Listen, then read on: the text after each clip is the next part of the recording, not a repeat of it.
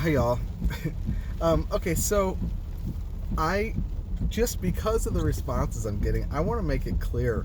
Those last two messages were not me moaning and complaining and saying how terrible everything is and how miserable I am. I was sympathetically identifying based on what I felt like the Holy Spirit was impressing me on. Whether that was accurate or not, I don't know. Because I'm not the type who says, "Thus says the Lord," and I'm not the type who's ever really clear that this is what the Lord is leading me to do. I just know there's too much flesh, and I hate to make a pronouncement and say, absolutely, this was the Holy Spirit. You know, we're a mixture, and we trust the Lord. That's how I look at it. But anyway,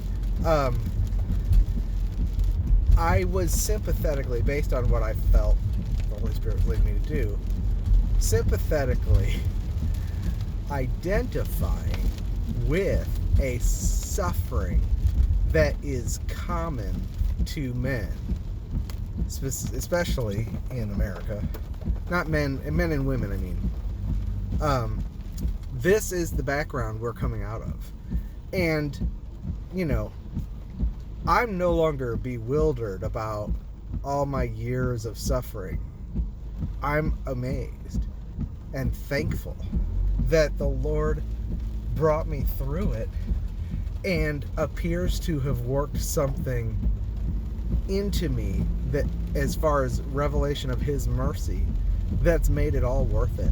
I wouldn't trade what I went through for a plain bread mayonnaise life with no revelation.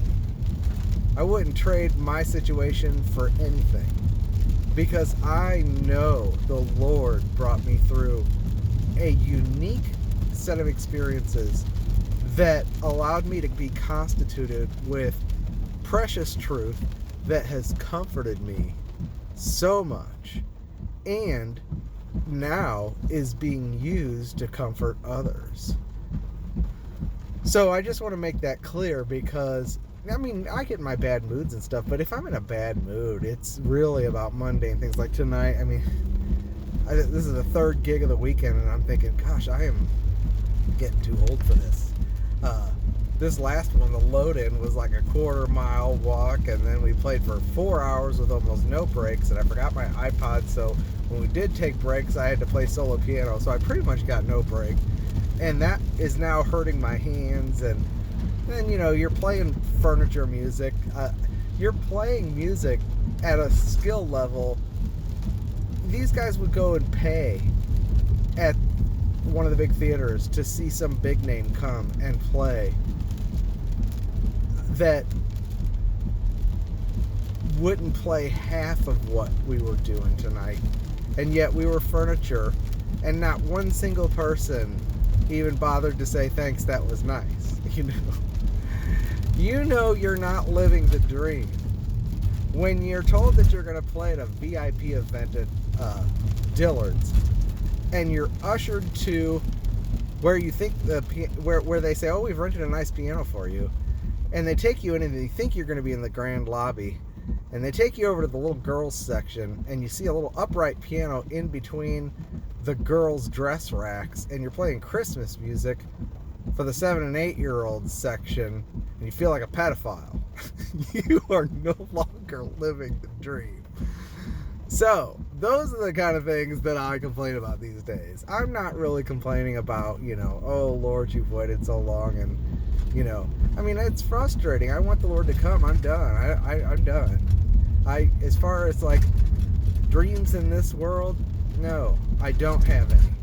This world is done for me. And there is a fellow suffering that we have as we wait for the Lord.